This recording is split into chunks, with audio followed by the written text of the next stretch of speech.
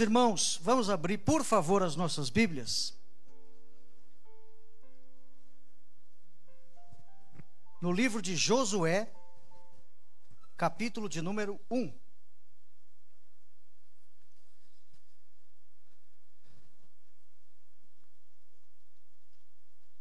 Antes que de fato eu fale sobre a palavra de Deus, eu quero louvar a Deus pela vida do Joel.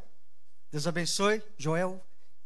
Estudamos ali teologia e ele tem sido uma bênção também.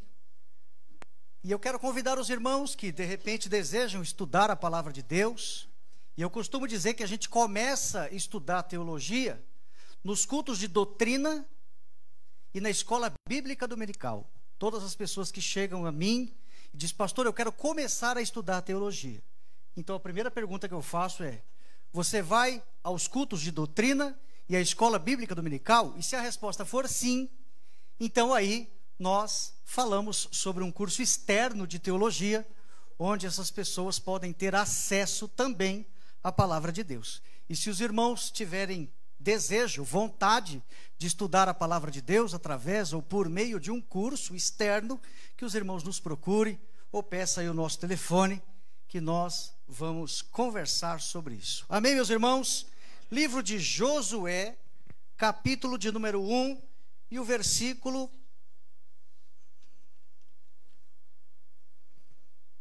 é o de número, vamos ler 3 versículos, o 3, o 8 e o 9. Josué capítulo 1, versículos 3, 8 e 9. Diz-nos assim a palavra de Deus: todo lugar que pisar a planta do vosso pé, vo-lo tenho dado, como eu disse a Moisés. Versículo 8. Não se aparte da tua boca o livro desta lei, antes medita nele de dia e noite, para que tenhas cuidado de fazer conforme tudo quanto nele está escrito, porque então farás prosperar o teu caminho e então prudentemente te conduzirás. Versículo 9. Não te mandei eu? Esforça-te e tem bom ânimo. Não pasmes, nem te espantes, porque o Senhor teu Deus é contigo por onde quer que andares. E você diz amém. Amém. Meus queridos,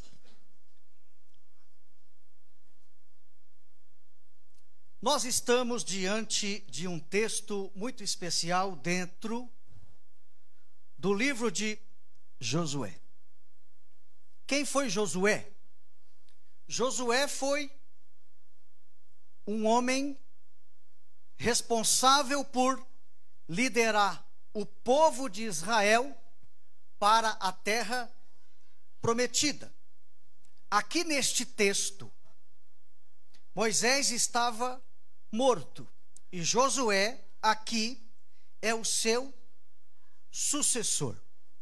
Quando falamos com relação a estes dois personagens tão ilustres, Moisés e Josué, então, muitas pessoas querem tentar fazer certos tipos de comparações. Haja vista que aqui, neste caso, o homem que liderava todo o povo de Israel estava morto e precisava alguém assumir o cargo de liderança para que o povo de Israel não ficasse sem pastor. E então Deus fala nesse texto especificamente com Josué. Nós vamos entender estes dois personagens como personagens distintos.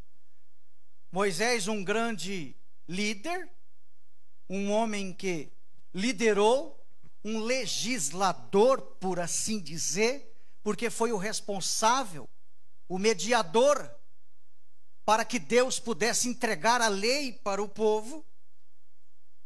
Inclusive, alguns até hoje acreditam que aqui está, na figura de Moisés, o homem mais surpreendente que já existiu dentre o povo de Israel.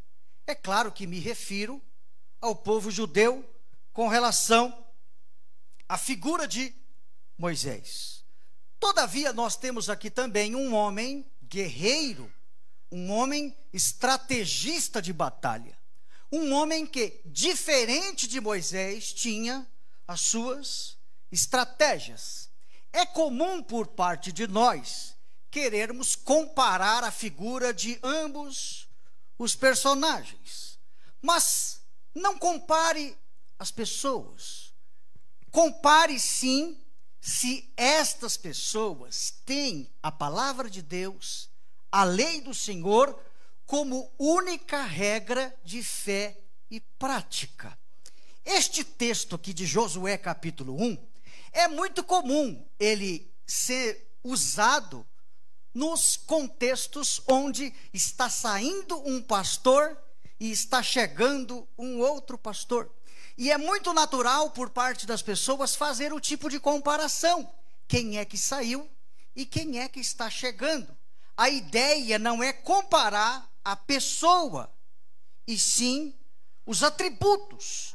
Porque nós sabemos que Moisés tinha atributos e características importantes, mas Josué também era alguém com uma outra vocação ministerial. Enquanto Moisés era um líder nato, um homem até manso diante de algumas circunstâncias, por outro lado, chegou o momento de Deus preparar um homem guerreiro, um homem estrategista de batalha. E nós vamos observar que o primeiro grande desafio é a travessia de um grande rio e vencer um grande povo que se aproximava diante de Josué. Então, embora nós queiramos comparar os tipos de personagens, sabemos nós que o que vale dizer é que cada qual tem uma chamada, uma vocação importante diante de Deus. Então, nesse sentido, é importante não compararmos as pessoas, porque se a gente faz isso, o que fica em elevada consideração é alguém que a gente gosta de forma pessoal, e a gente acaba dando méritos para um ou tirando méritos de outro, conforme a personalidade de cada um. E isso não é, talvez, o mais correto. O que podemos dizer aqui entre Moisés e Josué é que eles são líderes complementares. Para que Deus fizesse ou realizasse uma obra, Deus reservou um tempo para Moisés. Mas o tempo para a realização daquela obra findou com Moisés. Então Deus achou necessário preparar um homem chamado Josué. Nós estamos aqui diante de um sucessor. Nós estamos aqui diante de um homem que ficou no lugar de Moisés. E a gente vai observar coisas importantes com relação a esse personagem. E a gente não pode aqui também entender de forma errada, porque há outros tipos de Josué na Bíblia. Pelo menos 3 pessoas na Bíblia aparecem com o mesmo nome de Josué. 1 Samuel 6,14, aparece um Josué, o Bet-Semita.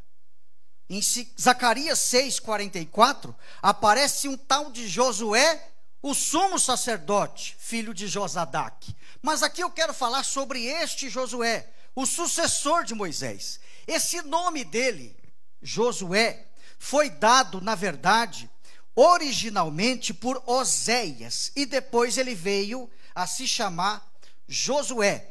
Esse termo é o mesmo que o termo Yehoshua, tem o sentido de o Senhor é a salvação. Nos dias de hoje, para o cargo de assistente, para o cargo de auxiliar, diríamos assim que Josué era o estagiário de Moisés. E haja vista, quando a gente fala no nome de estagiário, muita gente já torce o nariz, já diminui, mas o que Deus fez através deste homem, talvez por mim e por você, chamado de estagiário nos dias de hoje, foi de um grande líder em Israel. E a partir dos exemplos deste homem, Deus quer nos mostrar algumas lições aqui hoje. Amém, meus irmãos? Amém. Legal. Este Josué havia sido designado como um dos espias em Canaã. Não era alguém que chegou ou caiu de paraquedas. Era alguém que tinha experiências para contar.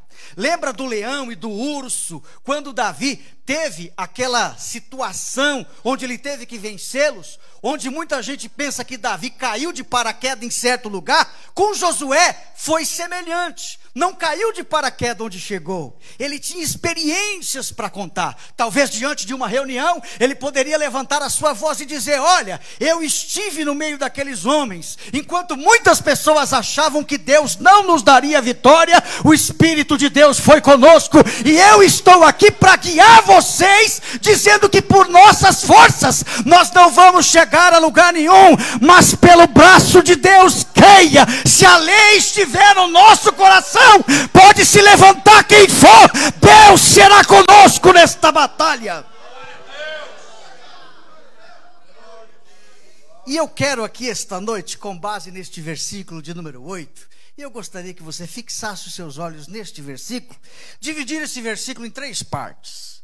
Josué 1:8 diz assim: não se aparte da tua boca o livro desta lei, antes medita nele de dia e de noite, para que tenhas cuidado de fazer conforme tudo quanto nele está escrito, porque então farás prosperar o teu caminho, e então prudentemente te conduzirás. Vou dividir aqui, a fim de didática, este versículo em 3 partes. A primeira parte: não se aparte da tua boca o livro da lei, antes medita nele de dia e de noite.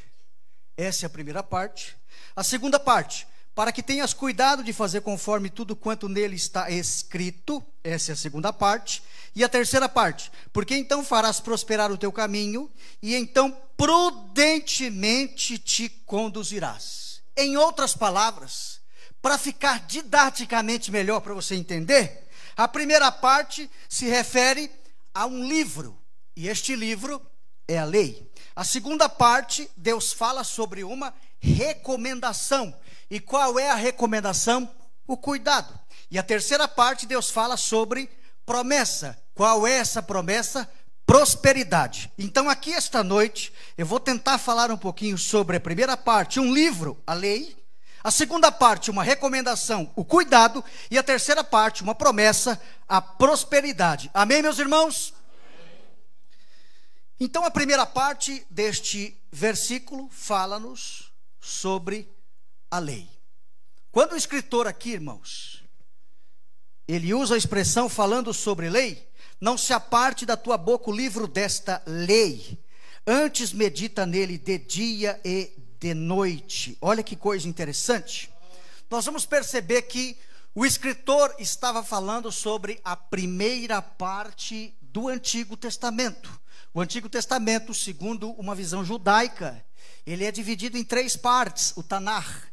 Ele é dividido em Torá, em Neviim e Ketuvim. Torá, os 5 primeiros livros da Bíblia.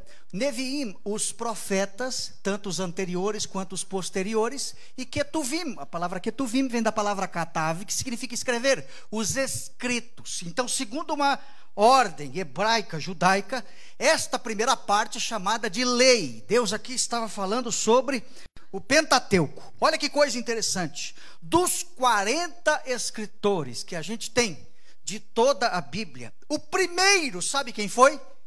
Que escreveu a Bíblia Sagrada. É só você olhar com carinho para Êxodo 31:18. Olha que coisa interessante. Êxodo 31:18 diz-nos assim: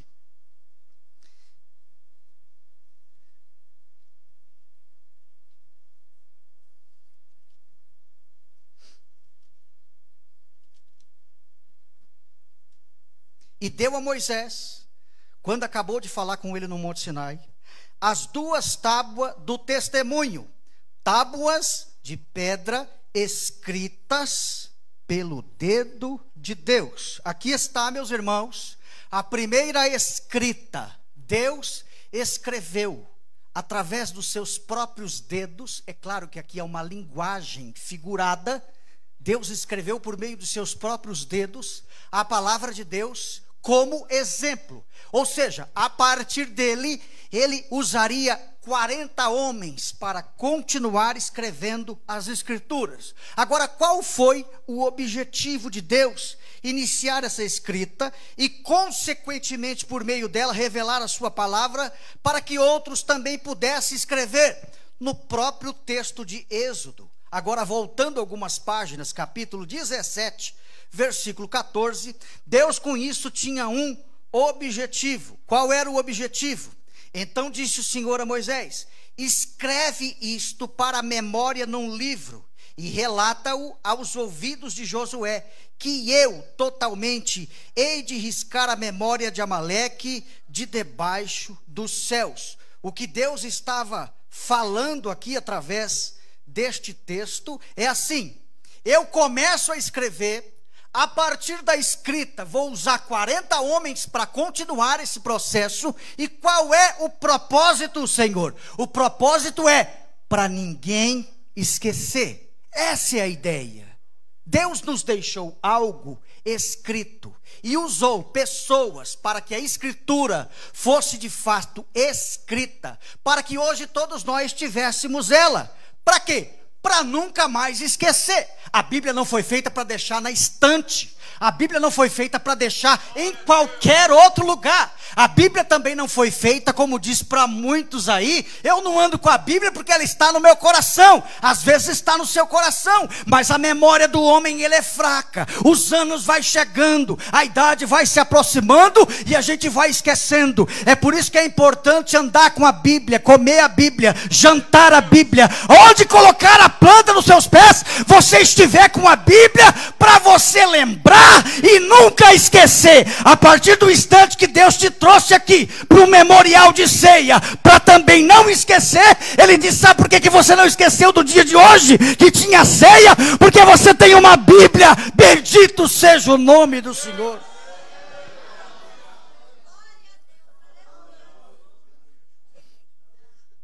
Então Deus começa a escrever, e ele tem um objetivo com essa escrita, para nunca ninguém esquecer. Essa primeira porção é chamada de lei. E aí o escritor diz: não se aparte da tua boca o livro da lei. Antes faça o quê? Medita nele de dia e de noite. Não é para só meditar nele de dia, ou não é para meditar nele de noite.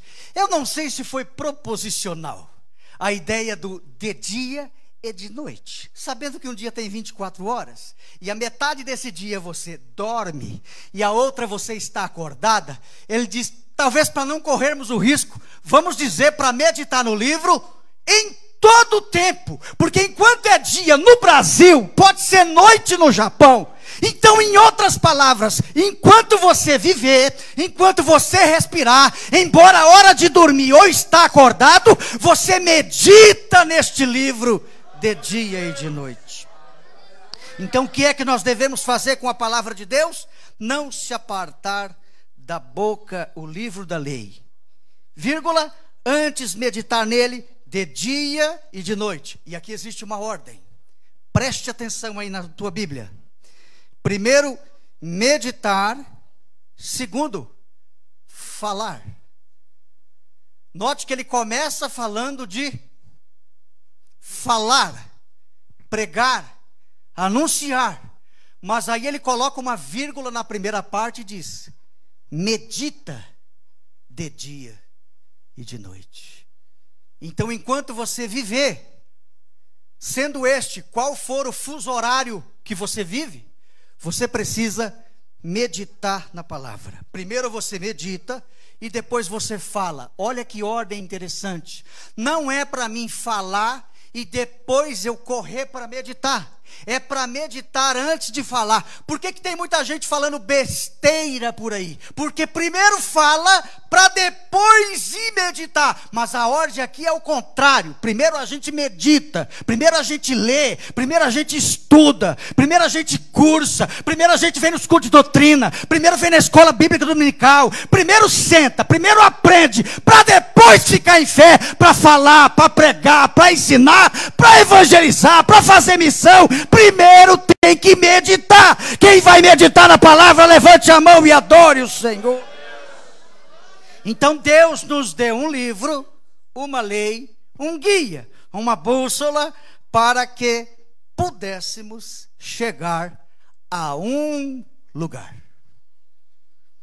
Quem medita na lei, de dia e de noite, sabe por que veio a este mundo, e sabe para onde vai quando o ar for embora, ou seja, não tiver mais o ar para respirar.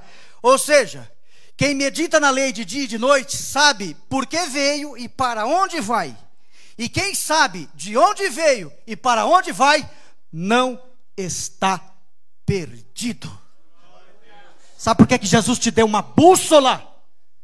Para que você não ficasse perdido. Sabe por que Ele te deu uma lei? Para você obedecer. Sabe por que Ele te deu regras? Para você olhar para a palavra de Deus e levá-la para todo sempre, para que você não tome caminho errado. Essa palavra te guia, te conduz à verdade, e além dela tem um Espírito de Deus dentro de você que te direciona para o melhor caminho. Bendito seja o nome do Senhor. Segunda parte, o escritor fala sobre uma recomendação. E qual é a recomendação? Cuidado. Mas cuidado do quê? Cuidado de fazer. Ele usa aí o verbo fazer. Esse verbo está no infinitivo. Fazer. E por que ele usa esse verbo? Porque esse verbo se refere aos atos, às atitudes, aos nossos comportamentos. Deus quer que primeiro você medite, depois você faça. Isso nos mostra teoria e prática. Em teologia a gente chama de ortodoxia e ortopraxia. Ortodoxia é aquilo que a gente crê. Ortopraxia é aquilo que a gente, depois que crê, pratica. Não adianta sermos ouvintes, leitores, meditadores, estudiosos e não praticantes da palavra. Deus quer que você tenha a teoria, mas que você também pratique a palavra.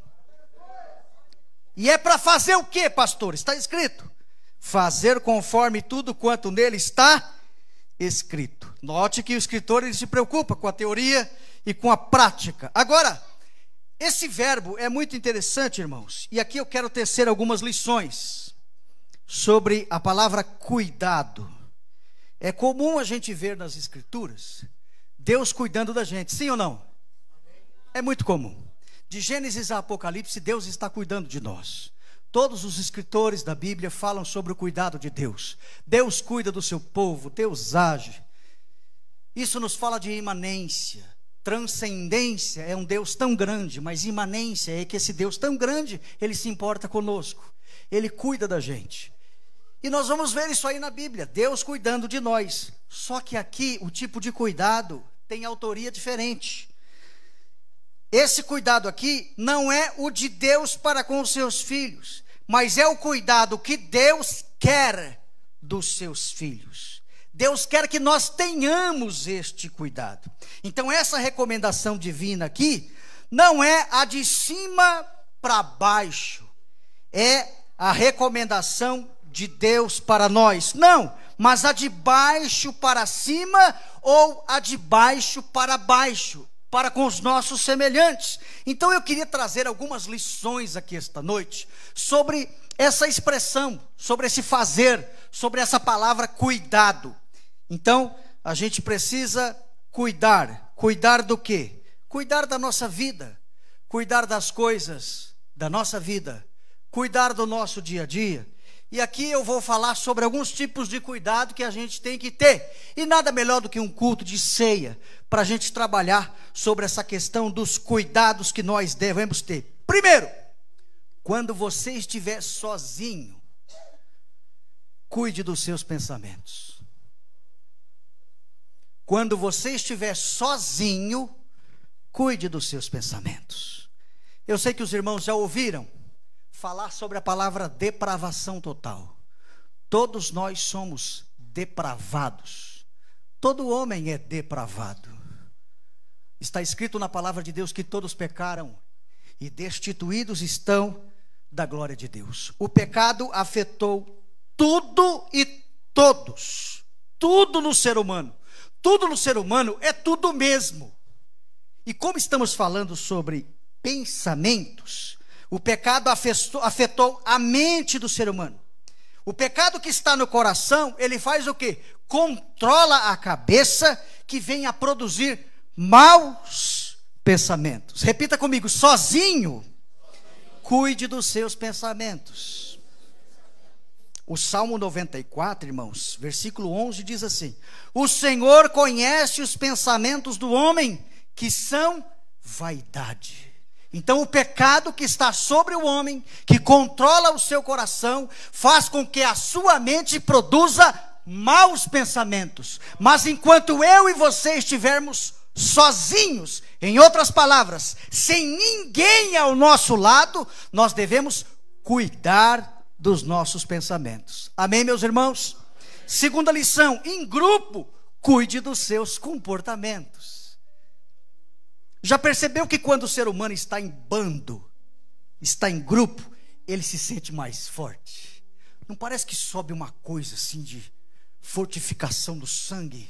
Então você quer resolver às vezes as coisas no falar alto, no braço, nas coisas, não parece? Porque isso é natural do ser humano. Mas quando você estiver em grupo, cuide dos seus comportamentos. Então nós se sentimos mais fortes quando estamos em bando. Mas não é que estamos mais fortes, é que se nós não tomarmos cuidado, o velho homem se empodera deste homem e os maus comportamentos são exteriorizados. Mas se você medita na palavra de dia e de noite, você não se preocupa apenas em meditar, mas em praticar a palavra. Amém, meus irmãos? Terceira lição: quando você tiver a dois, marido e mulher, cuide do seu cônjuge. Cuide um do outro. Há uma recomendação bíblica de cuidado para a vida a dois. Já viu aqueles irmãos que andam na frente e deixam a esposa atrás? Não, isso não é bíblico. Quando você tiver a dois, cuide do seu cônjuge. Quando Deus instituiu o casamento, Ele não fez isso com o intuito de satisfação pessoal, mas satisfação conjugal. A ideia é a felicidade dos dois e não apenas de um. Quem casa para ser feliz, se casa com o seu eu, se casa com o seu ego. Por quê? Porque o seu objetivo é a realização pessoal. A recomendação é o quê? Que o homem, por exemplo, quando for se casar, ele não se case para ser feliz, ele se case para fazer o cônjuge feliz. Nesse sentido, ele não casa para ser feliz, ele casa para que a casa inteira seja feliz. A dois, cuide do seu cônjuge. Amém, meus irmãos? Agora olha que coisa interessante: quando você estiver com raiva, com ira, cuide das suas palavras. Olha o que diz Efésios 4:26: irai-vos, mas não pequeis. O que significa isso? É possível, pastor, se irar e não pecar? Sim, é possível. Como isso? Essa ira aqui trata-se de um sentimento de indignação. Deus quer que você fique indignado com certas coisas que acontecem. Quando você vê o erro, o pecado, alguém fazendo alguma coisa errada por aí, Deus quer que você tenha um sentimento de indignação. Mas você tem que tomar cuidado, porque o próximo passo seguinte do sentimento de indignação, se você não tomar cuidado, é a ira que sobe dentro de você e faz você pecar. Deus é o único que se ira e não precisa se preocupar com o pecado. Por quê? Porque Deus tem controle próprio. Ele é o autocontrole em pessoa. Deus é aquele que se ira e sabe o que está fazendo. Mas quando você se irá diante de alguma coisa, você se indigne, mas ore pedindo misericórdia, porque eu sei que o Deus da misericórdia vai te atender. 1 Coríntios 15:33 diz: as más conversações corrompem os bons costumes. Em último lugar, nos desafios, cuide das suas emoções. Porque a recomendação é com as emoções, porque são elas que são afloradas quando os desafios se apresentam. Você sabia que a igreja está mais propensa a sentir do que pensar? Sentir e pensar. Pensar fala da mente, fala do raciocínio. Sentir fala das emoções. Por que a igreja está mais propensa em sentir do que pensar? Porque nós estamos mais preocupados com a alegria, com a tristeza, com o prazer, com a emoção, do que com a lógica, do que com a razão. Quer ver um exemplo? Qual é a primeira pergunta que você faz quando alguém acabou de se batizar? Qual é a primeira pergunta que você faz para alguém que acabou de se batizar? Você está feliz? Contente? Você se sente bem? O que você está sentindo? Essa é a pergunta. Sabe por quê? Porque eu e você não se preocupamos com o quê? Com o prazer, com a alegria, com a emoção, com o sentimento. Mas a pergunta deveria ser outra. Qual deveria ser a pergunta? Você entendeu o que é o Evangelho? Você tem alguma dúvida sobre alguma doutrina fundamental da fé cristã? Nós estamos preocupados mais com o sentir do que com o pensar. Nós estamos preocupados mais se a pessoa está alegre do que se ela de fato entendeu o que ela está ouvindo falar nos púlpitos. Se ela entendeu o discipulado. Se ela sabe o que é céu, o que é inferno, o que é trindade, o que é divindade de Jesus. Nós estamos mais preocupados se a pessoa está bem do que se ela entendeu. Ela pode estar mal, mas se ela entendeu o que significa a doutrina da palavra de Deus, vai chover, vai raiar, vai acontecer qualquer coisa na igreja, jamais ela vai sair dela. Sabe por quê? Porque ela está triste um dia, mas no outro ela estará feliz, porque entendeu o que de fato significa a palavra de Deus. Qual é a sua preocupação aqui essa noite? Com a alegria? Com a felicitação? Ou a sua preocupação é com o entendimento, o que de fato significa a ceia do Senhor? O que é o pão? O que é o suco de uva? Daqui a pouco um obreiro vai me apresentar essas questões aqui na minha frente. O que é que eu vou fazer? Será que eu entendo o que significa isso? E o que é importante para mim fazer isso? Nos desafios, cuide das emoções. No sucesso, para mim finalizar, cuide do seu ego. São palavras sinônimas. Ego, egoísmo, egocentrismo. Mas há uma preocupação muito grande com o eu hoje. Se você pegar a palavra Deus, parece infantil o que eu vou falar. Eu falo isso para os meus filhos. Talvez você possa pensar, isso é coisa de infantilidade. É mesmo. Mas é assim que a gente deve tratar, para ver se as doutrinas fundamentais estão enraizadas no seu coração. Se você tirar a palavra Deus, a primeira consoante, e a última, fica a palavra eu. Nós estamos fazendo talvez muitos cultos para o homem, para o ego, cultos egocêntricos, onde o homem tem que ser valorizado e supervalorizado. Estamos deixando como a igreja de Laodiceia, Jesus para o lado de fora. Apocalipse 3:20, eis que estou à porta e bato. Não é porta de coração nenhum ali. Ali é a porta da igreja. A igreja de Laodiceia estava dentro, fechou a porta e colocou Jesus para o lado de fora. Eis que estou à porta e bato. Ei, pastor, deixa eu entrar. Ei, ministros, deixa eu entrar. Ei, grupo de louvor, deixa eu entrar. Ei, mocidade, eu quero entrar. Jesus está dizendo que quer entrar. Não é na porta do teu coração, é na porta da igreja. O conjunto da igreja tinha colocado Jesus para o lado de fora. Por quê? O homem estava sendo adorado dentro da igreja. Vamos ficar em pé. Um outro dia eu termino essa mensagem. Deus abençoe.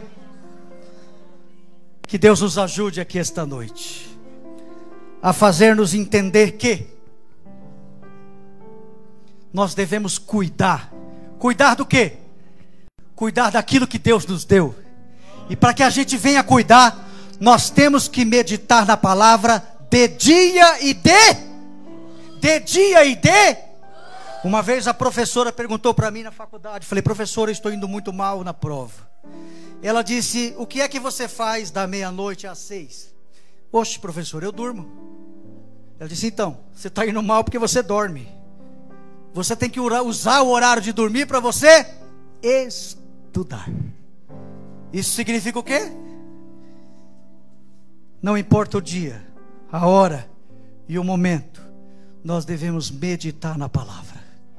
Antes de sair pregando essa palavra por aí, antes de sair citando versículos numa camiseta por aí, entenda, medite, saiba o que significa aquele texto. Verifique se é para você, é para os nossos dias, é para a igreja. Qual é a aplicação que eu posso fazer para os dias de hoje? Não se preocupe se alguém vai olhar e vai ver e vai ficar feliz. Se preocupe com a razão, com a lógica, com o entendimento. Se o que você está fazendo é honesto diante de Deus. Deus vos abençoe em Cristo Jesus.